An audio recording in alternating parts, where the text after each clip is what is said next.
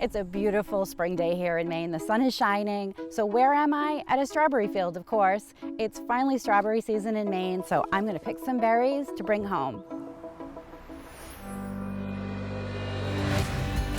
I'm Lisa Steele, author, blogger, and fifth-generation chicken keeper. I live in rural Maine with my husband, flock of chickens, ducks, and geese, Winston the corgi, and Linus the indoor-outdoor barn cat. We moved to Maine for the peace and serenity.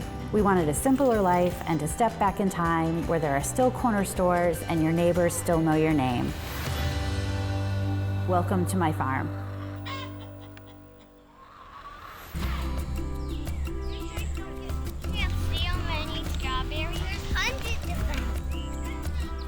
I've tried planting strawberry plants on our farm, but between the wild birds and the chickens, there never seemed to be any left over for us.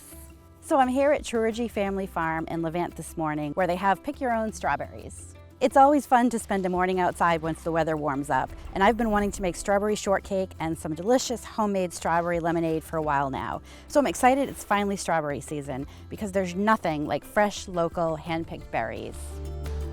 I'm also hoping to get some tips while I'm here from the farm, and maybe I'll have better luck with my own strawberry patch. I'm John Kennerson, and we are at Truergy Family Orchards. It was started by my in-laws about 20 years ago. They planted apples, and we've kind of expanded into everything pick your own. We just opened the strawberry fields, and we've got plenty of people out here picking Maine fresh strawberries. We want to connect people together in community and to the land through agriculture. And so pick your own is a perfect way to do that. So we've crafted this whole experience so people can come out together, do things outdoors together, and really get their hands on agriculture. And so pick your own is a great way. You can go to the grocery store and buy a quart of strawberries, but it's not the same as being with people you love, picking with your own hands and really getting that experience. And that's what we're all about, and that's why we do pick your own. Well, Lisa, welcome back to the farm. I'm glad you could make it back out for strawberry season. Yeah, I'm happy to be here. I was back in the fall, but spring, you're all about strawberries here, I guess. The strawberries are ready. And people love coming out here, being with friends and family, and really getting their hands on the right berries. I noticed a lot of families and the kids love it, and everyone's got red fingers and red mouths and everything. Yes, that's most of the fun.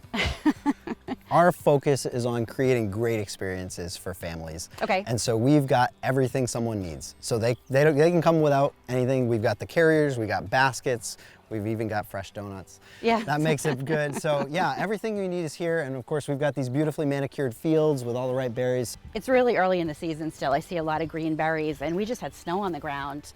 Like not too long ago. 6 weeks ago. But this is kind of the start of the strawberry season. Yeah, we're right at the beginning. So we have certain varieties that ripen at different times. And what you're looking at right here is one of the early varieties. And you can see not all berries ripen at the same rate. So this plant itself will have some that are fully red and ready to go.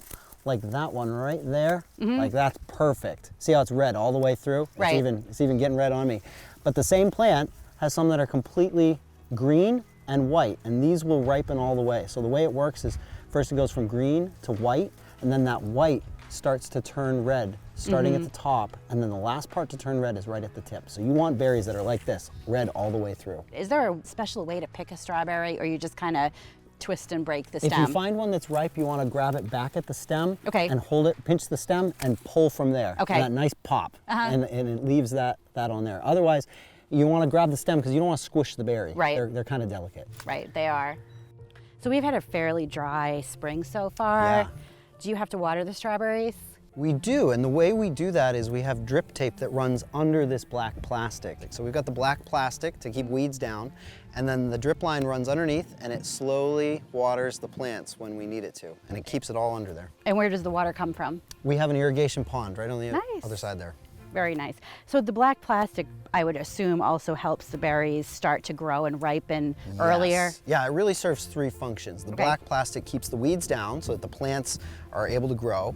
It also warms up the soil so they ripen faster, and it keeps the moisture in the ground. Oh. And we actually have some that we're planting into white plastic, which is going to slow the ripening so that we can push some of the berries further into the season. You're actually planting strawberries now? We are, and I'm gonna hand you over to Matt. Okay. He's the agricultural director, and he knows more about that than I do. He'll show you the crew that's planting, and you can see them putting in strawberries that'll be ready for next year and the years after. I would love that. All right, let's go see him. Okay, great.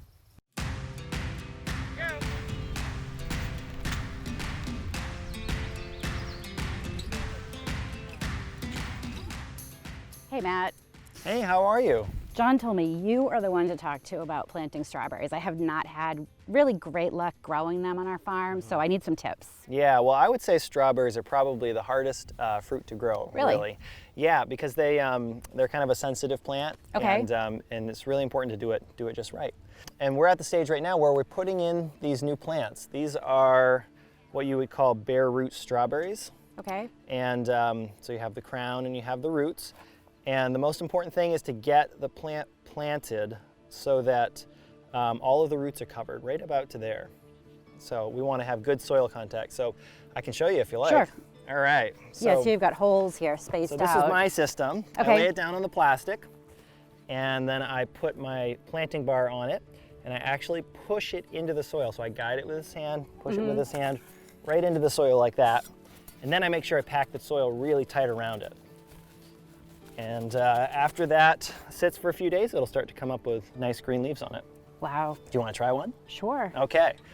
So here's your strawberry plant. And you're going to lay it across the plastic just like that. Oh, you're going to grab the planting bar like this. Okay. And you're going to push it right in.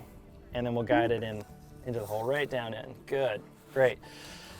All right. And so now we'll put our fingers in the hole and try to pack the soil right around that. And push it right down. So is there any fertilizer or any kind of amendments in the soil? Yeah. So at the beginning of the season, we'll put fertilizer down before we make the beds. Okay. And actually, since we have drip lines in here, we can inject fertilizer in every year to feed them. Liquid fertilizer, Yeah, right. yeah. Okay. So after this stage, how long So does it take? they will grow the vegetation for a whole year. Okay. And then next year they'll produce fruit. Strawberries really love raised beds and containers. Okay. And I think containers are a great option for homeowners because that pretty much eliminates your weeds because you're Right. getting potting soil, and the plants really love the drainage and the open air of being up higher. Okay, so Yeah. it's better to let them get a little drier than a little more wet. Yeah. So neither of those, though, solves the problem about the birds, although window Right. boxes would help with the chickens. But Yeah. Do you have problems with wild birds eating your We berries? used to, but we have this really unique solution. We put a big birdhouse up on a tree, and it actually attracts an American kestrel. Oh. And it comes and it hunts the little birds. Yes, it does. So you may not get your own kestrel to come live at your house, but I would recommend bird netting. Just cover the berries with bird netting. Here it's not very practical because acres of bird netting would be a real hassle, but I think for a homeowner it would be great. Right. Okay, very good tips. I'm going to keep trying to get those Oh, you strawberries should, to grow. It's a worthwhile venture. Thank you so much for taking time with me again to talk about your farm. Yeah. I picked so many beautiful strawberries, so I'm going to go home and make some strawberry shortcake. All right, well, it's a pleasure to have you out. Come back anytime. Thank you. Yep.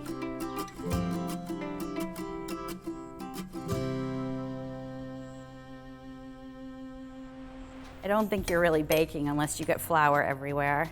When we come back, I'll be using some of these beautiful strawberries to make one of my favorite summer desserts, strawberry shortcake. And a little later, why relegate basil to your pasta sauce? I have a refreshing lemonade recipe I can't wait to share with you.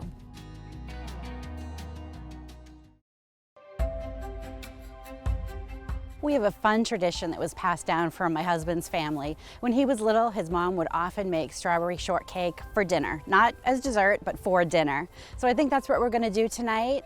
I think we kind of hit all the basic food groups, and I can't think of a better way to highlight these gorgeous fresh berries.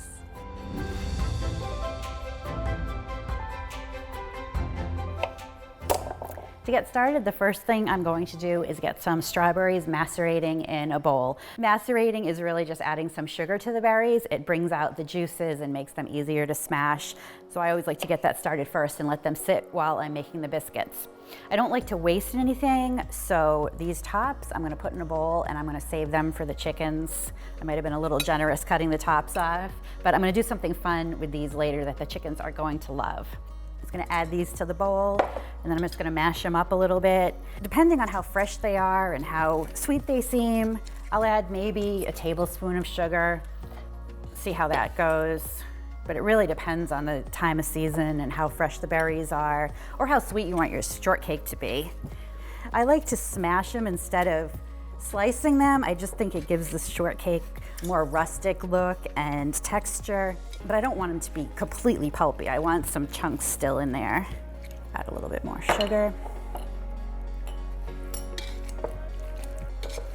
So that looks pretty good. They're sort of mushy, kind of pulpy, and I'm just gonna let them sit and let all the sugar and strawberries just kind of mix together while I make the biscuits.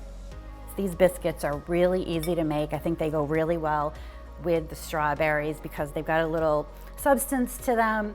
And what I like about them is they use a local product that's made right in the town next over, Bakewell cream, which is sort of a baking powder that's a local Maine baking powder.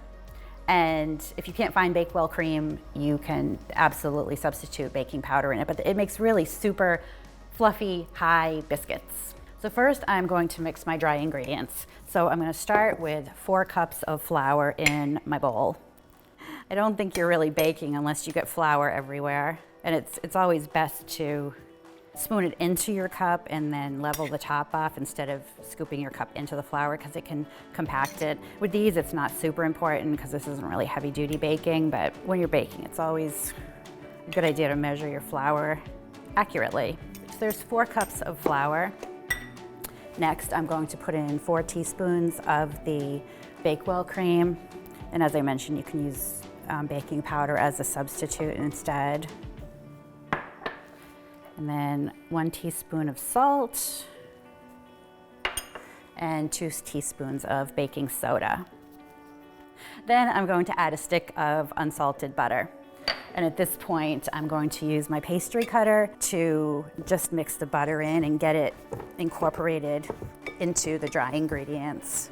I've got my oven preheated to 475 degrees.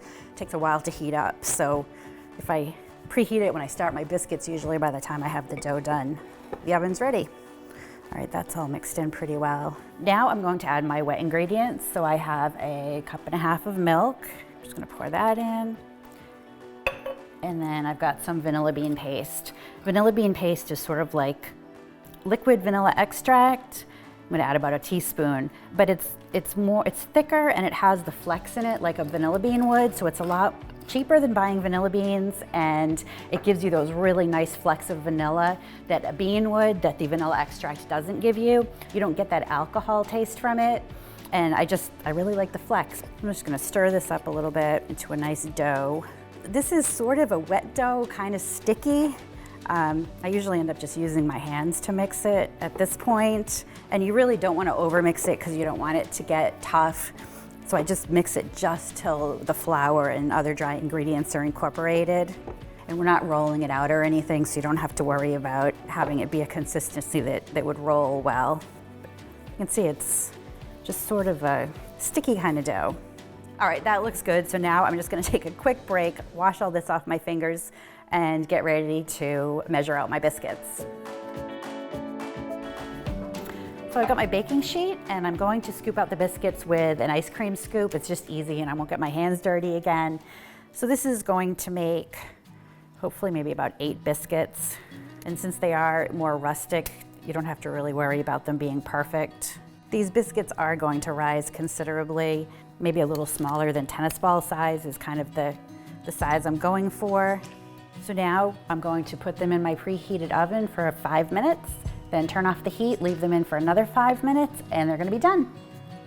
These biscuits look great. They're crunchy on the outside and they're nice and soft and warm on the inside. So I'm just gonna cut them in half, put one in each bowl, and then I'm just gonna put a little pat of butter on top, let that melt into the warm biscuit. It's gonna be so good. My strawberries are nice and juicy. They weren't sitting out for but maybe half an hour, so it really doesn't take long to get those juices out.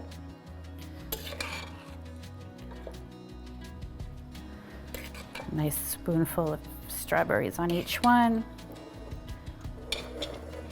And then I just use regular heavy whipping cream, and sort of make a little pond or moat, I guess you'd call it, around each one.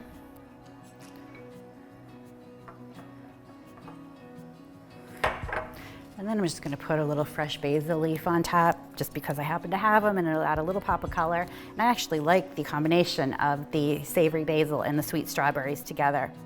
So there we go. These are gonna be so delicious for dessert. I keep saying rustic, but it actually makes kind of an elegant little dessert that really doesn't take long to make at all. I'm so glad we got these fresh strawberries because they just were perfect.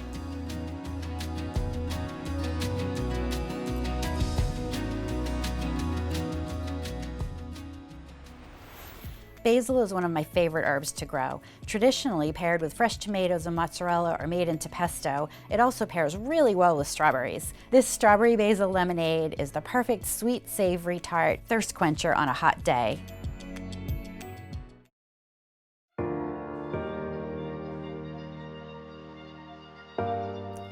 Basil is one of my favorite herbs to grow. It just smells so good when you brush by it, and I love making pesto, and it's great in savory and sweet dishes. Unfortunately, basil doesn't love Maine. It's really cold sensitive and does not do well if the temperatures even get into the 40s. It's always the first herb that we lose in the fall.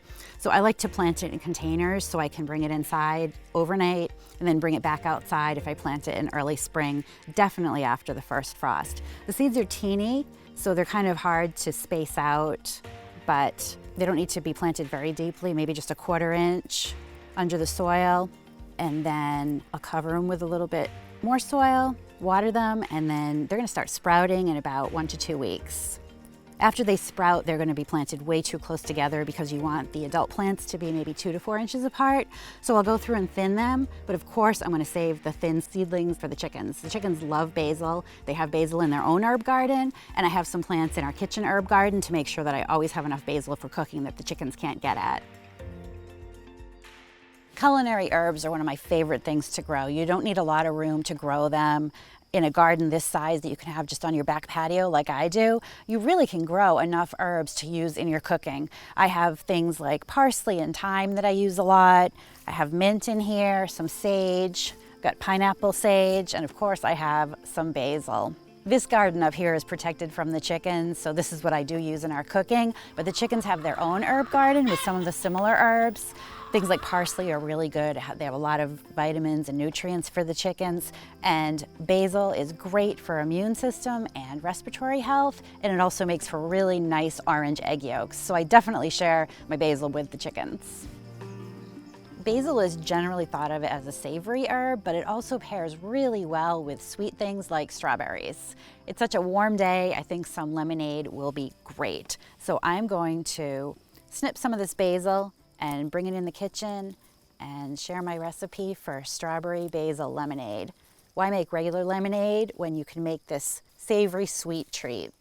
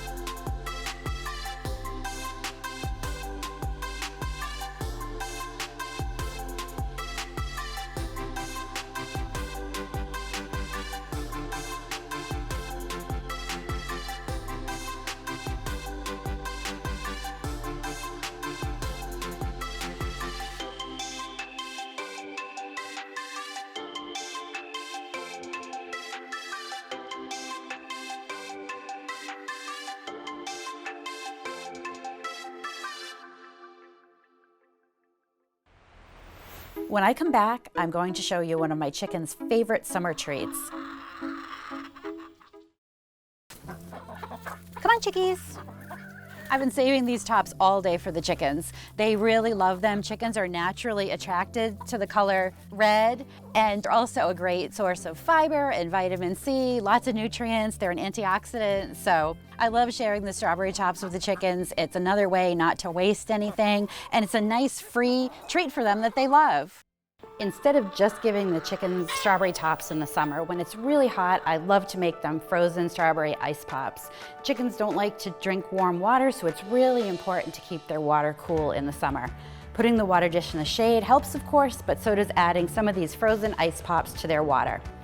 I'm using the strawberry tops from earlier and fresh mint, but you can use any fruit or herb combination you want. You can even use frozen chopped veggies.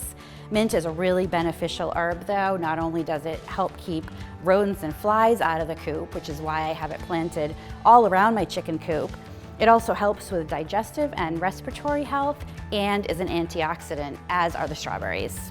Mint is also a calming herb, which is great in the summer to help your chickens from getting stressed out. Feeding chickens mint is also thought to result in larger eggs, thicker eggshells, and increased egg production. Your chickens are going to love these ice pops. If you've enjoyed this tip and others you've seen on the show, be sure to visit fresheggsdaily.com or pick up a copy of my book, 101 Chicken Keeping Hacks, wherever books are sold. Summer might be short in Maine, but there's such an abundance of fresh produce available all over the state, so make sure you check what's available in your state, or why not even try growing some yourself. The chickens are going to love these ice pops.